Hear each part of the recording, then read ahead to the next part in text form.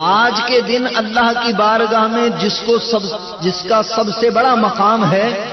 وہ نبی آخر الزمان محمد الرسول اللہ صلی اللہ علیہ وسلم۔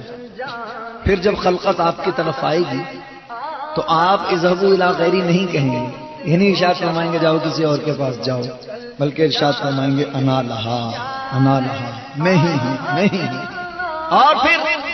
اللہ رب العزت کی بارگاہ میں سجدہ کریں گے، اللہ کی بارگاہ میں عرض کریں گے اے بار الہ تو نے مجھے مقام محمود عطا فرمایا ہے، آج میری امت اور یہ لوگ پریشان ہیں، یا رب العالمین کرم فرما رحم فرما اور ان کو بخش دے، مجھے شفاعت کا اذن عطا فرما، شفاعت کا حکم عطا فرما، اجازت عطا فرما